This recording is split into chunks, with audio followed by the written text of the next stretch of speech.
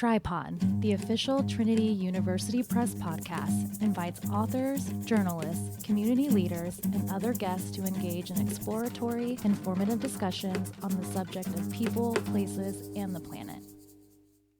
I'm Lily Brennan, and welcome back to another episode of Tripod, the official podcast of the Trinity University Press. Joining Tom and I today to discuss the upcoming release of her new book, Wishbone, and her 18-month-long journey of self-discovery across Asia is TU Press author, former consultant, and Trinity University graduate, Carol Folbre. Thank you, Lily, and welcome everyone to a new episode of Tripod. With us today is Carol Folbre, author of a new book, Wishbone, An American Odyssey in Asia. Carol, welcome to Tripod. With any book, the starting point is the beginning.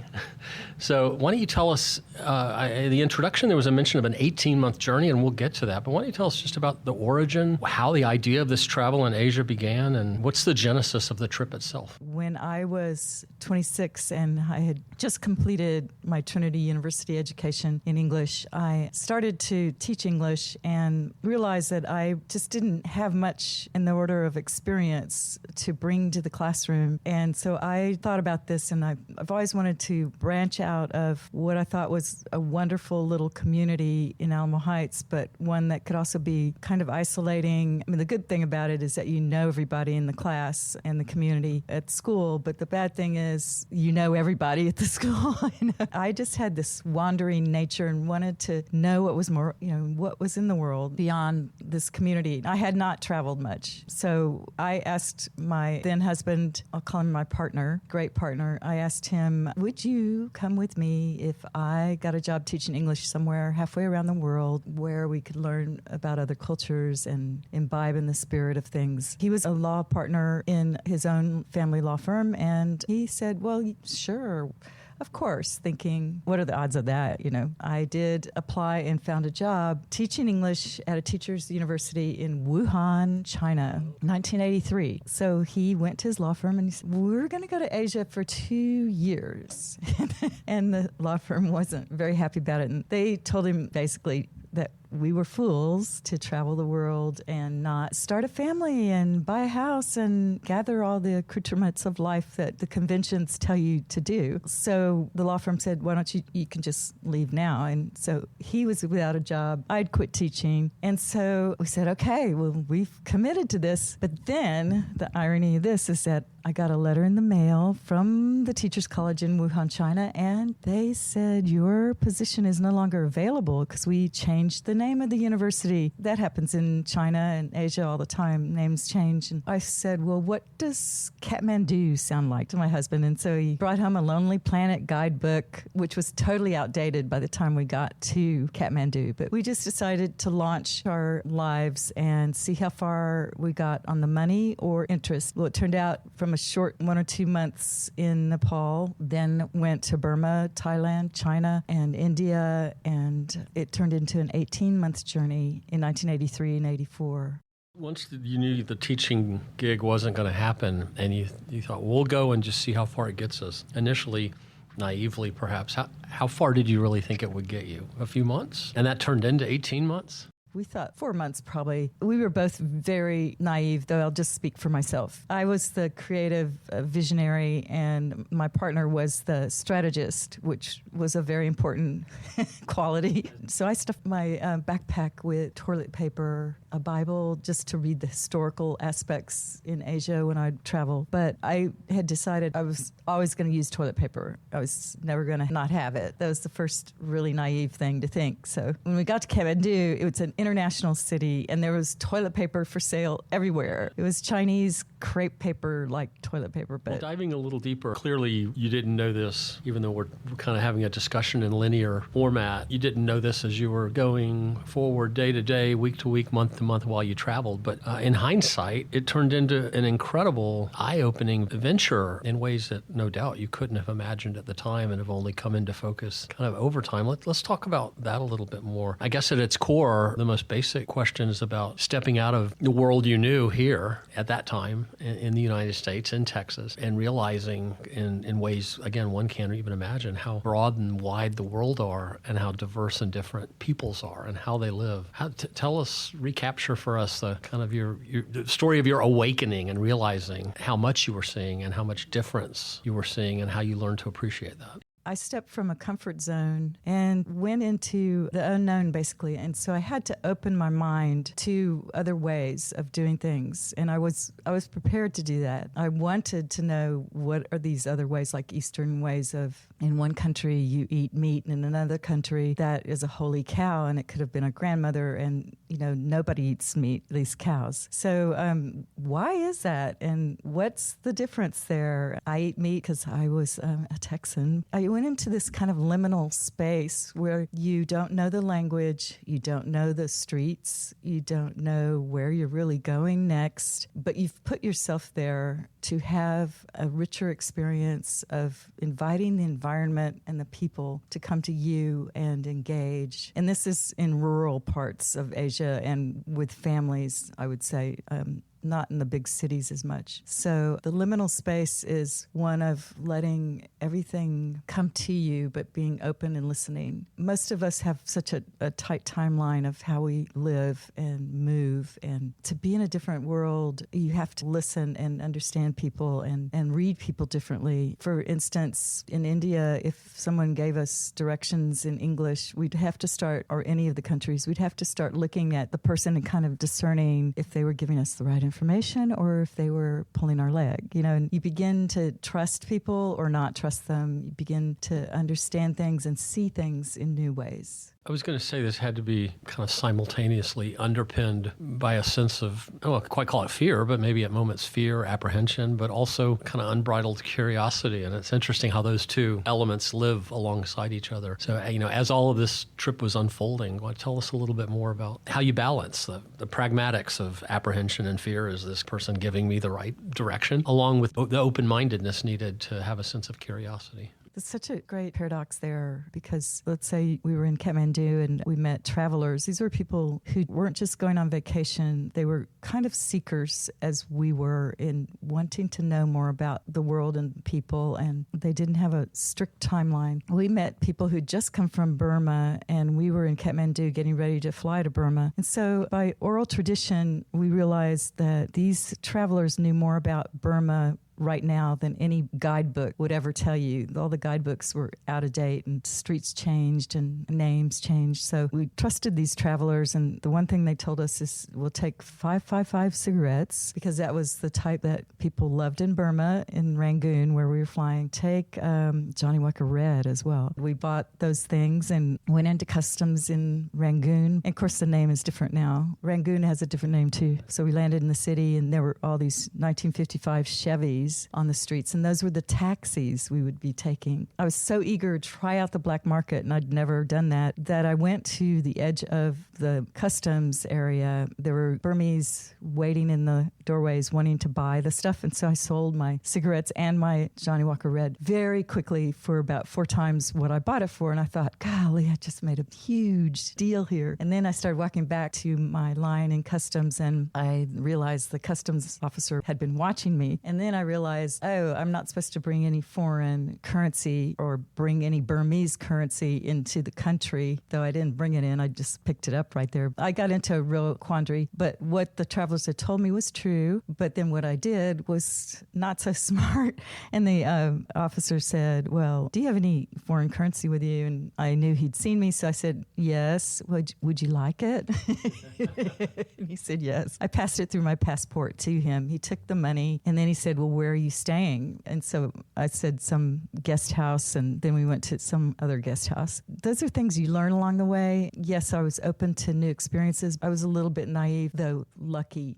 I'm curious, picking up on that last story, regardless of the sense of borders and crossings, guards and immigration and customs, did you have a distinct sense of really going to different places despite names on a map? Or did it all start to kind of meld together as kind of one flowing adventure, one continuum of ever different people? Or did you have a very strong sense of kind of compartmentalization, like we're done with India and now on to, or does it start to just blur? everything started to blur, and it became like a bird migrating when the environment's right, and they don't take a straight line. And we just began listening to people, and someone would say, go here and go there. And so then we would go to these places. So it all began to blur as just one huge adventure where we wanted to be safe, but we also wanted to have extreme excitement in seeing the newness of going to Thailand and living on a beach, Koh Samui and Phuket, 1 month each. We'd travel to a place and stay there at least a month so that it wouldn't be so expensive. Every time you move, it costs money. So we would go somewhere and sit and then just imbibe the environment. And so for $2 a day, we would have this great Thai food and fresh fish, and we'd live in a little thatched hut, and it had an outdoor shower, not even a shower, it was just a water trough basically, and you'd pour water over your head. And I loved it. It was just a perfect, beautiful, beautiful beach. And later on, another funny thing is that these beaches, all in the 80s, they didn't have any kind of high-end hotels, but then these tsunamis came and just flattened the islands again and took it back down to its natural state the way I used to know it. I don't really want to go back to these places where I have this memory, because I want to hold on to that memory and the beauty, but it did all become one big journey for us.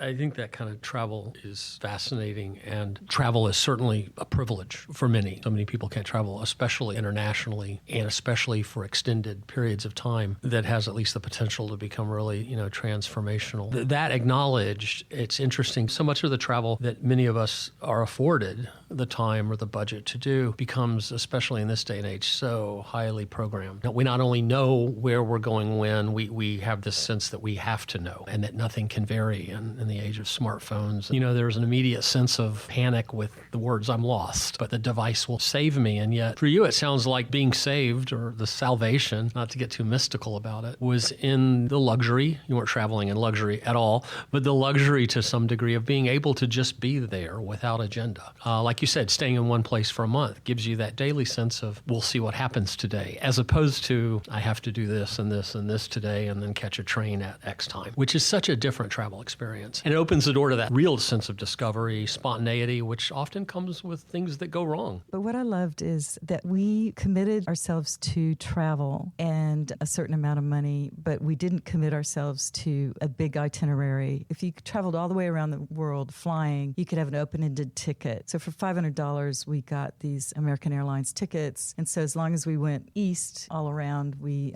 eventually could get back home at any time we wanted. So that was a nice luxury. But when you commit to not having an agenda, and part of that was so easy because there were no cell phones and we weren't programmed like we all are now. And to get a letter, everybody knew to write to the American Express office in New Delhi, India. And 3 months would go by and we'd circle back to New Delhi and pick up our letters and see that our friends were having babies and buying big houses, and they were happy and we were happy too. And it's nice. I mean, I'm not saying it's wrong to have those things, and I certainly did have them. I just delayed it a little and learned a lot. But traveling without an itinerary produces many new rich things that would never show up if you kept to a straight itinerary. Along those lines, though, getting word from your friends and all of the big life decisions they were making back at home, talk a little more about what would be an emerging sense of rethinking your own life and thinking about what you are trying to sort out or figure out, what you're learning and what you're seeing, and how that is more than just an observational experience, but might come to help you rethink some of your own values and what you wanted out of your own life.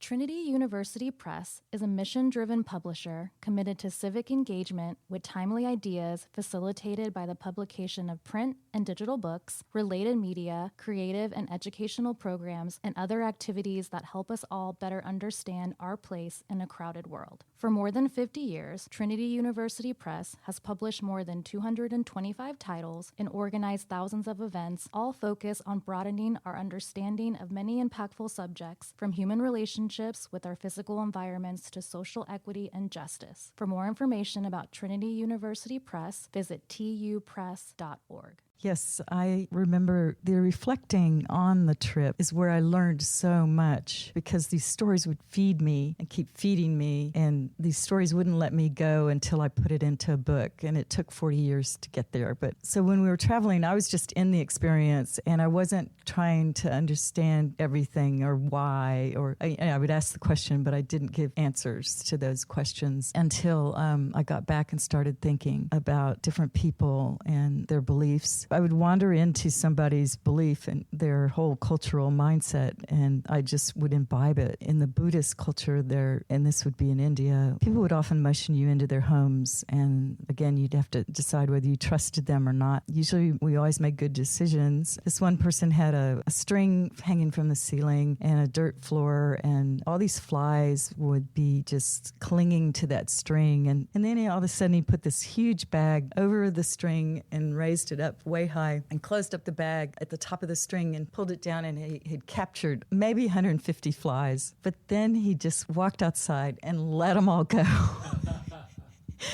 And I thought, there's such a Zen moment here, I guess. I don't understand why it took me a long time to figure that one out.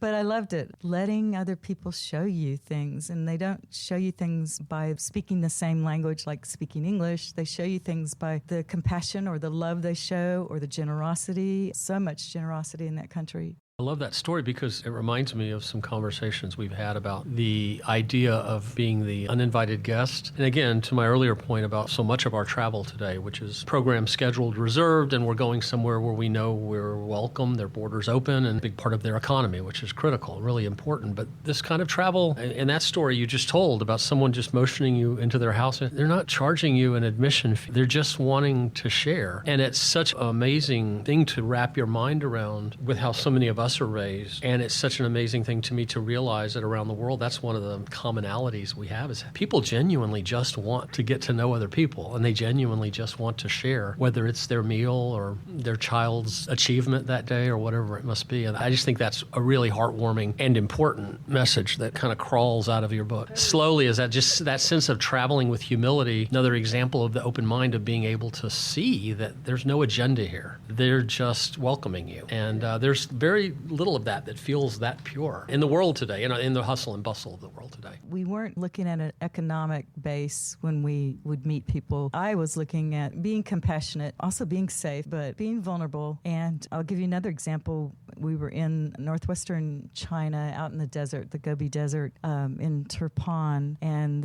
I didn't even know who these people were, but they turned out to be Muslim Chinese. And at the time, I just saw them as the people who lived in the area. And they, again, motioned us into their home, and they had a grapevine arbor, and the women were making noodles, and there was a grandfather and two grandsons. One grandson had a government hat on, meaning he worked for the Han Chinese or the main Chinese government. So I could see all the differences in this one family. And so I started drawing them, doing portraits, which are in my book. And then I'd give them a portrait or two, and I would keep the rest. But the women, they would provide us with food. I provided them with a drawing. And then I started singing Beatles songs like Yesterday, and my partner too would sing. And these people were just blown away by our sense of culture, and we were so amazed by their sense of culture.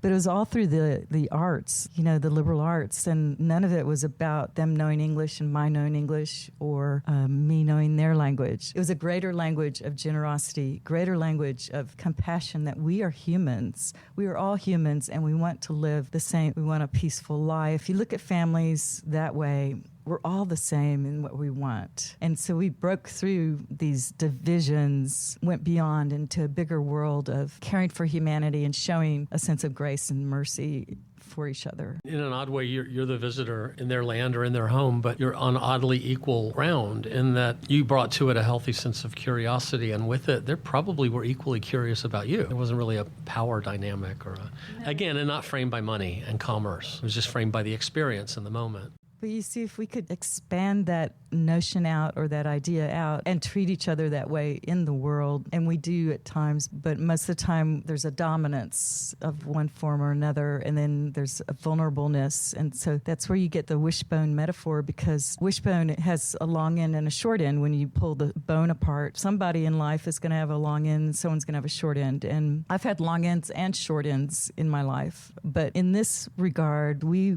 were on equal ground, and no one had a long end or short end. We were one bone kind of moving through space together like a wishbone. I realize now, the Uyghurs are very persecuted and in internment camps or re-education camp. But there's so many groups like that are suppressed, and our humanity is not going to survive because, well, in my sense, when you suppress others, it diminishes your own humanity. Well, it's driven by such easily tangible factors like military, like economic and financial considerations, kind of as the driver of relationships and decisions. I also wanted to touch on another thing that becomes very clear in the reading of your book, and that's how you had a really keen eye, not just for the monuments and the landmarks that a tourist is supposed to check off a list, but you really developed a keen eye for seeing the people in the corners, the people just going about their daily lives, and in many cases, the women and girls and how they were living, which of course had to have been very different. And tell us a little more about how you came to see women going through lives that at times must seem framed by repression and strident kind of standards, and yet you saw the beauty in their lives as well. From my book, you'll be able to read about a family in Bikaner. What happened was we had been on a 10-day camel ride through the desert, put our blankets down in the desert just on the sand, and that was our bed. And then we'd have rice again and lentils and dalba. And so for 10 days we rode these camels, and so we were exhausted by the 10th day, but got to Bikaner. So we went 180 kilometers across the top of India in the Punjabi desert, the Thar desert. When we got to Bikaner, we wanted a really nice place to stay, and it turned out in 1983 there were no hotels in Bikaner. But we went into a sari shop, met the owner, and said, was there a place to stay around here? And said, no, but really, you must come stay with my family. He had 20 or 30 bedrooms and 13 children and 54 grandchildren, and a big family. Largely women were the caretakers of the family. So I met the mother, who was such a lovely person. She spoke very good British English, and she was very well educated. But as she cooked meal after meal for a huge family, I would stand with her in this closet where the stove was, and that's where her little room was, where she spent day after day. We would start talking, and she'd always wished she could go study. And then I began to feel very privileged and also very humbled. I wanted to give her that. I wish I could set you free. And I realized I have some freedom, yes, but it's not happy that you are in such a situation where you don't have a way to ever break out of your dynamic. And not that she didn't love her family. Of course she did, but she wanted more. And I know that feeling, because that's why I busted out of Alma Heights and went around the world. But I wanted it for her too. And her husband, he said, would you wear my wife's wedding dress? This is in the book. I said, well, we need to ask your wife, Sarala, if that's okay. Because I wanted to give the power back to her. She said, yes, we could. And so all these women adorned me and put makeup on me and put tikas on. That means wisdom, and adorned me with all this jewelry, all this gold. And then I put on the wedding dress, and it fit me. And then my partner put on the groom's wedding outfit. And so there's a photo of the whole family, our whole family in the book. And we're all dressed up in this wedding outfit. And again, the wife was so gracious and loving to allow me to do that, and I wanted to give her as much respect as I could, but she was very restricted in her world. As you traveled, like many people do, you journaled, but the book is beautifully illustrated, and the reason for that is because you also sketched and drew and tried to chronicle your story visually as well. Had you always been an artist as a child and just had to do this? What was your thinking? What was the impetus? I've always drawn, and even in grade school, I would do drawings on my tablets and get in trouble for drawing, and I would draw horses all the time because I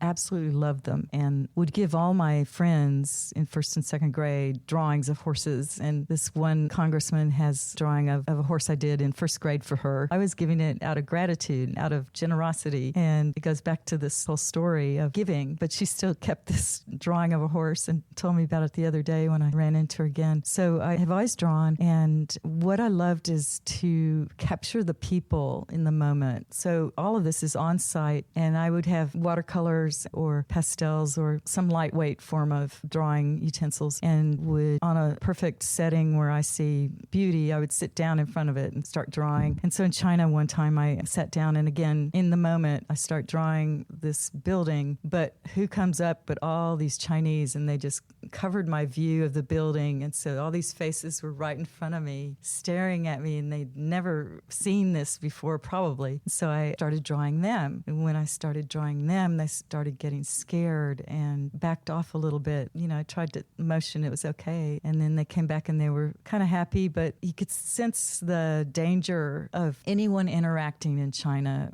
with more than the prescribed way to interact. In the moment, I drew them, and so I think their portraits are in the book as well. I've got so many drawings, and I'm really thrilled that, you know, the best ones made it in. And drawing on site and capturing the moment is all a part of the book too, and appreciating things in a way of envisioning it, not writing it down, but coloring it in your head and coloring it on paper. It's another way of seeing. Sure. If you'll indulge me, a personal story suddenly makes me remember is, long ago, before a career in book publishing, I was in architecture school, and I remember one day in a class where we otherwise thought we'd be indoors and behind the drafting boards, our professor told us to put everything down, bring one sheet of paper and a pencil, and follow him. And we went outside to a very lush area with lots of trees and this perfect level of sunlight on the Georgia Tech campus. And he told us to all lay down and just look up through the trees. Makes me wish I had in a different time and place known the late, great O'Neill Ford, and because this sounds like an O'Neill Ford kind of moment. And he instructed all of us,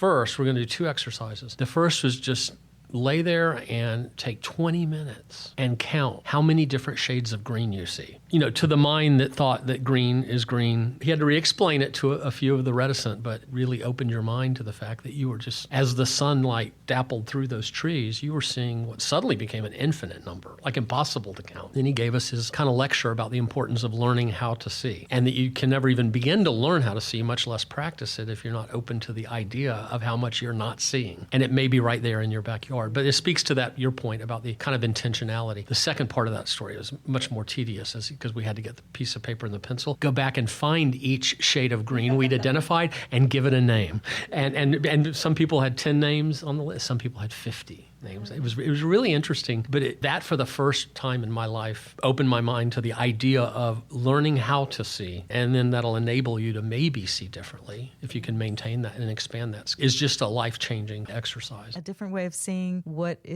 could be very mundane, but there's always another way to see it and look at it. It takes intentionality, yeah. Well, I just love the title, Wishbone. It's such a strong metaphor. Why don't we close with you telling us, just in some broader, expansive sense, what you hope readers take away from this 40-plus-year-old journey and the journey to write the book, and that brings you now to the point of it being published. Wishbone is obviously a metaphor for movement and for upward movement, and the bone is designed for mobility and taking you somewhere, but it's not for taking you in a straight line, and I love that. And the idea of lifting people up wherever you go, if there's a simple way you can do it, by a smile or a gesture or eating a taco with someone you don't know, if we just get out of our comfort zones. And I am guilty of this as well. I'm back in my own setting, and I love where I live, and it's where I grew up, and I'm comfortable, but I still want to be sure I help the vulnerable and see beyond my own comfort, and see that giving to others is really a way of our giving to humanity and bringing home a better view of ourselves and our world. Wishbone is, for me, the act of generosity in creating a long bone, even if you have a short bone, or apparently have a short bone. Usually it's the economics that give you the short bone or the long bone. But a short bone could also be someone who may not have the economics they need, but they have all the compassion and the vision and the artistic ability to share. And to me, that's richer. I would say they had the long bone and I had the short bone. But anyway, it's a metaphor on various levels. Well, that's a perfect encapsulation of the book and the broader sense that we hope everyone takes away from it when they read it. Thank you, Carol, for being with us on Tripod. Thank you so much, Tom.